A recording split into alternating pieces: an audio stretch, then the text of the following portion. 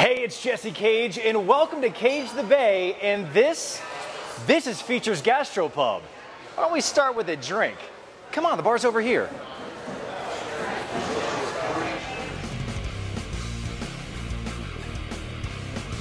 Kage the Bay, helping you explore all the entertainment experiences that Tampa Bay has to offer. Join Jesse Cage and various celebrity guests as they navigate the diverse bars, events, and hotspots in Tampa Bay.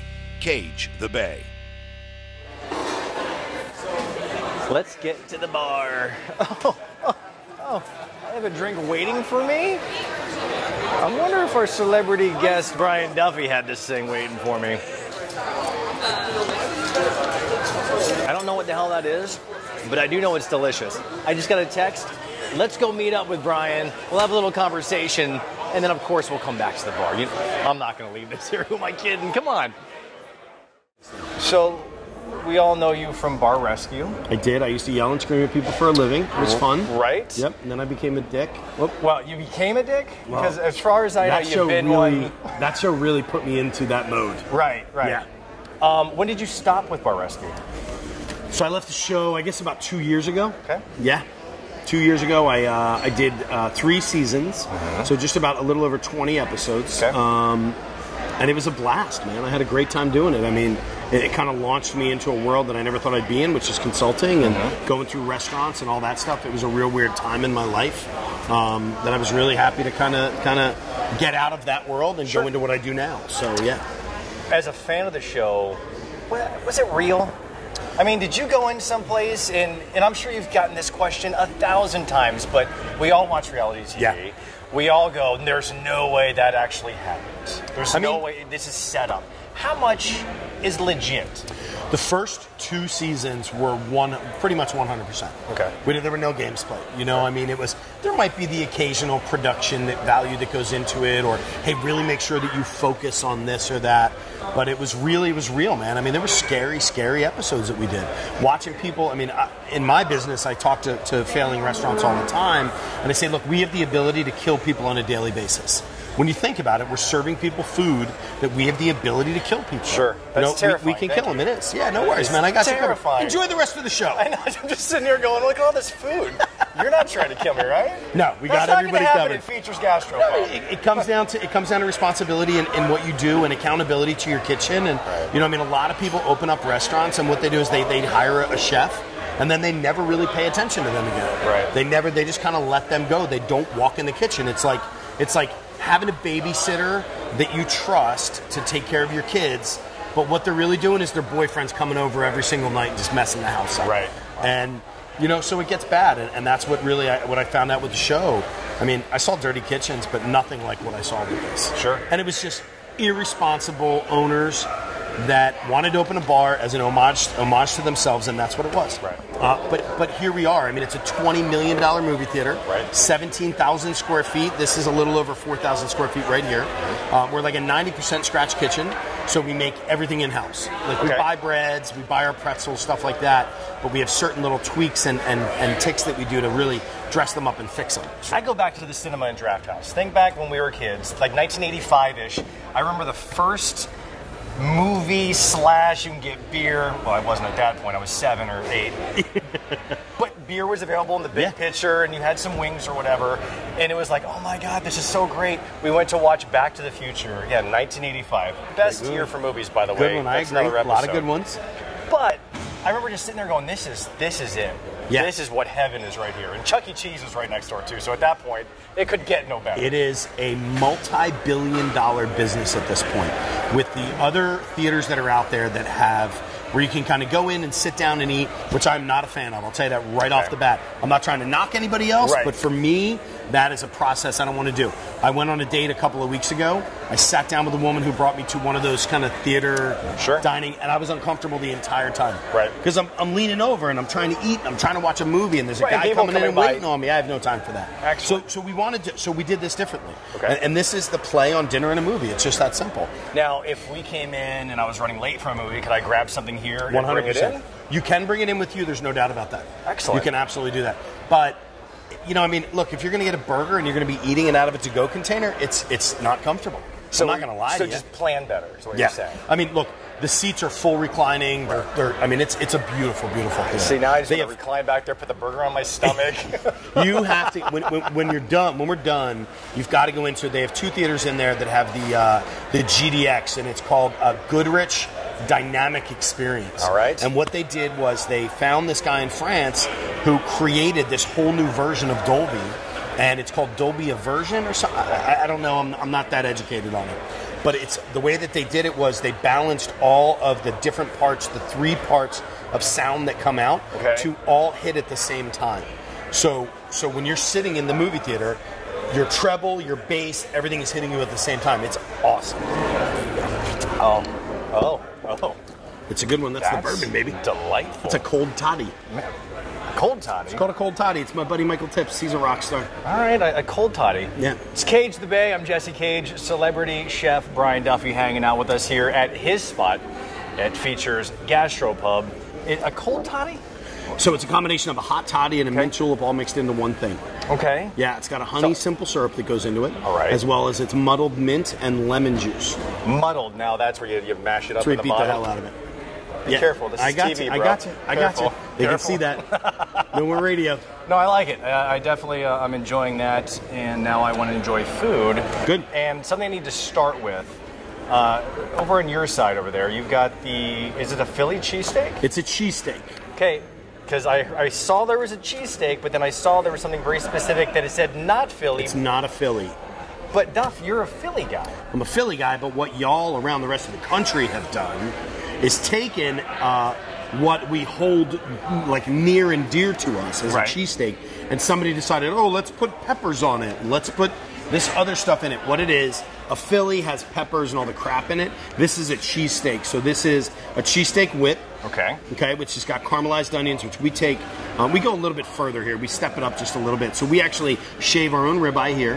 Okay, so we take it partially frozen, we shave it down, we caramelize onions. We take a beautiful sweet Spanish onion, do a nice julienne on it, then we add butter, and then we add pepper to it. We don't add the salt until the end because we want to hit the sugar at the end. But all that really sweet kind of juice comes out of it at the beginning. That's how we get a beautiful sweet onion. We roast off wild mushrooms. There's shiitakes, creminis, portobellas, and an oyster mushroom that go into there. Shiitake. I got you. I'm a huge fan of them. And then it's just beef, man. We top it. I do a little bit of American cheese and a sharp provolone. That's actually an Amoroso roll from Philadelphia. And then we serve a little tater tots on the side. This is a cherry pepper ketchup, just for a little added fun to it. So Should we try this thing? Hell yeah, Take a man. little bite here? Dig in. I've had about 6 of them today. Well. Yeah. All right, let's do this. So, and I personally, if it's your first real one though, you can't have ketchup. Okay. You gotta have I that would after. dip. I'm put good. ketchup on anything. I got you. All right, here we go. Oh. It's the roll. The roll's good. It's an Amoroso roll. Wow. Luckily now, Amoroso ships their rolls all over the country. Okay. So it's a classic Philly cheesesteak. Sorry, I've been in Florida too long, man. See, we got you. He's lying. Cut He's that. just lying. Cut that right now. Nope. That goes right to the top. Yeah. It's the way the cheese. You got to see this thing. It's all the way through. Right, and that is so important because you go to places. There's a lot of places, especially here. Right, it's pisses full me at off. the top. It's that terrible. makes me angry. It's absolutely right. So you want to get it? I got to go back. Is that a shiitake right? Yeah, man, dig in. So what I do is I put my beef right on the flat top, nice and hot, about 350 to 400 degrees. I get that meat to start getting caramelized. And then next to that, I put my roasted mushrooms and my caramelized onions, and then I chop it all together. A little pinch of salt and pepper, and then I take, and I'm obsessive. I take 3 slices of provolone, and I lay it right on top of it, and then I take 3 slices of American cheese and lay that there as well. We let it sit for a second and then melt in, and then we fold it over, chop, and then we put it on the roll. So it's 6 pieces of cheese. 6 pieces of cheese and 1 cheesesteak, and that's 8 ounces of meat. I'm good with that. Because I love you. I'm good with that. Oh, come on, man. Absolutely amazing. Okay. This is called a BFG wing. So what we do is we brine our wings first, and then we bake them. That's the B. And then once they're baked, we fry them, which is the F, and then the G is we grill them. And we grill them. This is a glaze. This glaze has Yangling Lager, which is a Pennsylvania beer. We've got Jack Daniel's whiskey that goes into there. And then from there, it's a whole series of, there's some maple syrup and there's some taro syrup that goes in, but it's got a really sweet glaze to it with a nice kind of finish of heat. But it's super friendly, great for restaurants. And then this is a blue cheese that we make It's a combination of crumbled blue cheese, sour cream, and mayonnaise that goes into it with cracked black pepper, red wine vinegar, onion powder, garlic powder. It's just super fun, man. I love the extra super blue fun. cheese on top here. That is, you know what I mean? The whole idea really about a gastropub is taking classic food and stepping it up a little bit further. You know, so to do something like a cherry pepper ketchup or the glaze that goes onto a wing is awesome. So dig in and try it. Well, I'm and glad that you gave me the gastropub backstory, because being a 40-year-old man who's actually 7 or 8 in my head, I just graduated from middle school, so you know, we're good. Cheers. I got you covered. Cheers. On that one. You know, it's a gastropub, and I'm like, what the hell is a gastropub? So a gastropub actually was a term that was coined in the mid 80s, so 1986. Okay. Two guys owned a pub in England, and they hired a European trained chef to come in because they got sick and tired of the same old crap over and over again. So that's where the whole idea of gastronomy and public comes together to become a gastropub. Okay. So gastronomy is the study of food, and pub is originally created as a public house where people went to go, and that's where they got their news, that's where they got all their information, that's where they gossiped, that's where they bought things, was the public house. So gastropub came together. Well, that just put it all into perspective. And this has nothing to do with farting. This is now I know. Exactly. If you're eating a wing, I'm just going to let you know. So do you like pull the whole thing off the bone at one time? You're that guy? Let's see. That's... All right, let's see here. Hang on. Can you do it with a drummy? Well, that takes a little bit more practice, dude. That takes a little bit more practice. That's a different video, and you can find it somewhere on the internet. Yes. So, well, let's talk about this burger that's in front of me. It's a burger. All right. It's a big fat burger. That is a big fat burger. We call this the New York State burger. Okay. It's an Angus beef, so it's a certified Angus beef. We serve it on a brioche. On the underside, we do shredded lettuce. We do a salt and herb roasted tomato. Ooh, so we take Roma tomatoes, we quarter them. We take rosemary, thyme, basil, and chives.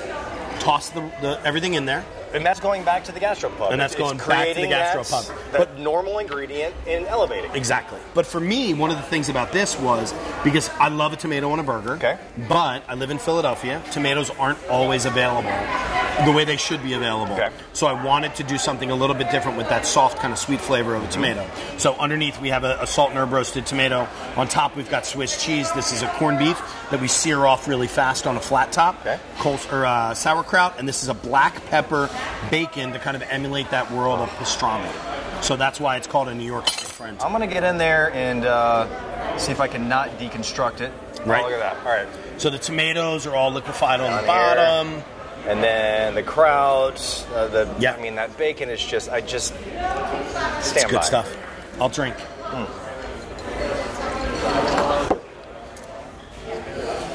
Okay, so, in my world, not being a chef, I can cook somewhat. My wife puts me over, but she has to because it's my wife. But, when I'm eating a burger, I need those layers. Yeah.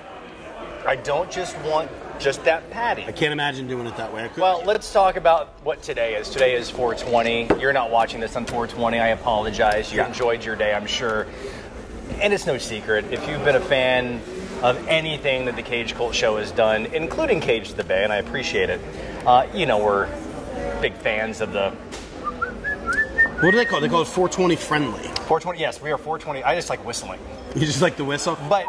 You have your burger joint, your restaurant that has the great burgers, and you, like you said, you fashion these things after your life. I do things that are fun. Okay, is there something that, and I'm going to assume you partake, that you're 420 friendly. I am. Is there something that you do? Is there a meal that you make yourself as a chef? Because for me, just give me, again, if I'm, partaking, literally, I'll just go in there, I take some M&Ms, I'll throw it on some Wonder Bread, maybe some cheese sauce. Stoner food. Right, whatever. Right. But as a chef, does that part of your brain kick on even a little bit more and amp it up, and you were like, I'm going to make the most amazing burger because I'm high? So I'm super weird because when I do smoke, I don't get the munchies and I don't get hungry. Okay, at all. I don't know what it is. I don't know how it works. I've never, ever had that happen to me. Look, I'm a short, fat guy. I'm good. So you're just set. I'm just set, but I've also, I know what I like. I'm a sativa guy. Okay. Indica kind of puts me into a weird world. I get really bad headaches, so I stay away from the indica. I was in Colorado, and I tried everything. Everything. Gummies and these little crystals and like Werther's Originals. I mean, it was everything. Yeah. And it all did the same thing to me. It puts me, I'm in like Zonk zone, dude. Really? Welcome back. It's Jesse Cage from Kage The Bay, celebrity chef Brian Duffy hanging out. It's me. And of course, now, like I said before, I've known Duff for a couple years now, and I feel like every time we hang out, at some point, it ends up right here. This belly hits that Boston Rail. So, you remember I had the cold toddy back at the table. Apparently, when you come to the bar, you get a fancy glass, and now I feel very fancy. So again, what was in this one? This was that's basically a combination of a hot toddy, right, and a mint julep at the same time. Okay. So it's whiskey with a honey simple syrup, muddled together with the lime as well, or the lemon juice as well as the mint. Okay, yeah. I learned muddled today. Muddled. I thought it was a Harry Potter thing. Apparently, I was incredibly off on that. What is this? That is a red pepper strawberry daiquiri. Looks like a drink for my wife, to be honest with you. Well, no, but you know what's funny is wait until you taste it. So my buddy, Michael Tips, is the guy who created the cocktails for the Features Bar. Right. Good friend of mine from Bar Rescue, whole 9 yards. He pushes the envelope a little bit every now and then. Wow. So you've got a super cool... Go ahead. You tell me. You know. Okay. So immediately, it's sweet. You get that sweet just right on the top of the tongue. Then all of a sudden, and I'm a layers guy. We talked about it. I like the layers. All of a sudden, you get a little sweet heat. Yeah. That starts kicking in there a little bit. It's that red pepper. It's a bell pepper. It's a super big, fat bell pepper. It is a super big, fat bell pepper that I freaking love in my drink, and I would have never known that. And again, this is the Gastropub type situation. Yeah. You're taking normal stuff and you're making it fancy, and it's in a hurricane glass? Is that what that's called? Is that a thing? Yeah, hurricane glass actually bubbles up a little bit more, but yeah. Well, we'll next time we'll get bubbles, all right? This is a Pilsner glass. Well, you're a Pilsner glass. Yes, I know. See, this is why we can't end at the bar. But look. This is the problem. Okay, so this is the chef drink? It's called a chef's night out. Okay, what's the chef's night out? So this is what I drink when I go out. So I travel all over the world, and it's just an easy drink for me because it's a Grey Goose and soda with 3 olives and a lime, single tall. Okay. So that way, because I go out sometimes all night long. Sure. And rather than getting just super, super crappy, I drink a single tall so I can drink through the night, but I don't get loaded. And you're hydrating. And I'm hydrating at the same time. I know the trick. I'm a big fan of the Goose. Yeah. I'm a big fan of the Tito's. And I've tried them all. Yeah. But this one does not give me a hangover. That's what I love about the vodkas. You Yeah. do that, you put some water in there, and my wife actually started getting me on that because I'm just an idiot, and I just would drink my ass off, and, well, it's another episode, too. Anyway, I'm going to tell you right now, after having an amazing meal at Features Gastropub, there's not many places I'd rather be than right here in the GDX Riverview Theater. I don't know if there's any way to properly describe the awesome of the screen, the reclining seats with buttons. Just in case, it's not like you have to push it. We're not pushing anything here except for one little button. It is absolutely amazing. And, oh yeah, by the way, that cold toddy. Get to bring that in here as well. This is good times. You've got to check this out. Just one more way to Kage the Bay.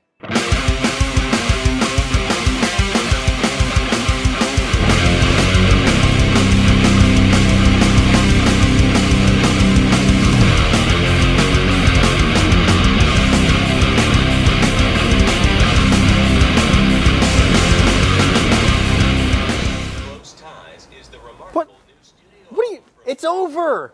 Go on. Watching a movie here. Kage the Bay, man. Come on. Sorry. Go on. Get out of here. Leave.